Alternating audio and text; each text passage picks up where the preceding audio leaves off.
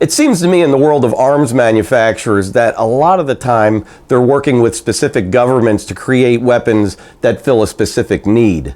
On the other hand, it seems like a lot of the manufacturers just sort of go off on their own and create things with the idea of, let's run this up the flagpole and see if anyone salutes, which I'm pretty sure is the case with the gun that we're talking about today, which is the FN F2000.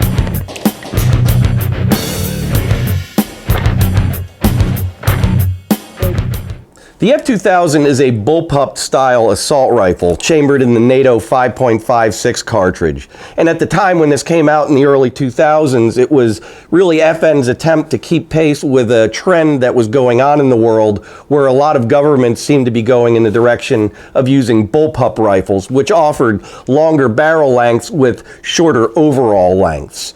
There were a number of fairly successful ones that came out, like the Steyr AUG and the Israeli Tavor, although the FN F2000 did not really get as much traction as I'm sure they would have liked. In fact, this was only really adopted by a few selected special ops groups in a few European countries. The initial version of the F2000 was somewhat similar to the Steyr AUG in that both had an integrated scope system on it.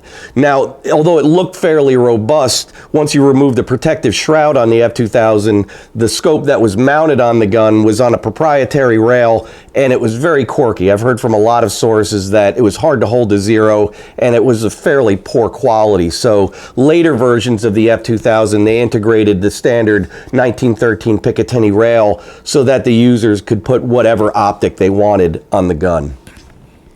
The F2000 had several unique features to it, which included a forward-mounted ejection system which ejected the spent cartridges out the front of the gun rather than out the side, which was sort of their solution to left-handed shooters having problem with spent shells landing on them. The F2000 uses a rotary-style selector switch located on the bottom of the trigger guard. It's identical to the P90, and it essentially uses a disc to switch from safety to semi-automatic to fully automatic by simply rotating the disc. The original version had a very ergonomic-looking forend on it, which was very comfortable to use, but it didn't really offer you anything in the way of mounting points if you wanted to change up your forward grip or add a flashlight or a laser. So a lot of people opted for the tactical front end, which adds a tri-rail onto it so you can add whatever accessories you want onto the front of the gun. The mag catch for the F2000 was fairly unique in that it was located in front of the mag well, so you just simply depressed it as you grasped the mag and pulled the mag free from the gun. The problem a lot of people had with it was that it was not a drop-free system, so if you depressed the mag catch, the mag wouldn't just simply fall out of the gun. You had to grasp it and manually pull it out.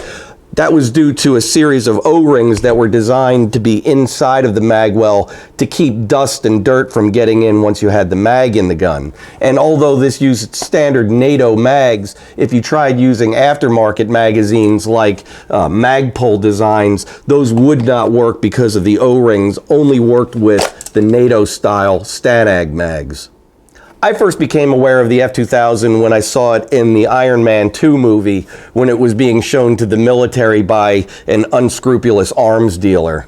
And although the military version of the F2000 was not very popular, the airsoft version had a few advantages to it, like the way that you can separate the upper and lower receivers by just simply pressing out a lug located in the middle of the receiver, allowing you to just simply slide the two halves of the receiver apart, giving you access to the inner barrel. One of the other great things about the F2000 is that it's very easy to work on compared to other guns that you have to disassemble the entire gun to get to. With the F2000, you just simply slide off the butt pad, take out 2 screws, and then the entire gearbox system pulls out of the back of the gun. The G&G version of the F2000 uses a fairly unique gearbox setup that offers you a few advantages. Number one, it has a fully exposed trigger system, so replacing the trigger components should they burn out, you don't have to completely disassemble the gun in order to get to them. They just simply bolt right onto the side of it and it wires onto the motor. The motor is also located separately on the gun, so removing that also is a fairly simple affair. And it has a quick change spring system, so if you want to change the velocity of this gun, you don't have to completely disassemble the gearbox in order to get to the spring. You just simply need a flathead screwdriver and you can take the plug out and remove the spring from it. This particular gun, which has made its way into my collection, has been around for, geez, the last probably 10 years at least. Originally, we got the gun on consignment, to which we sold it to a customer who ended up becoming one of our referees here.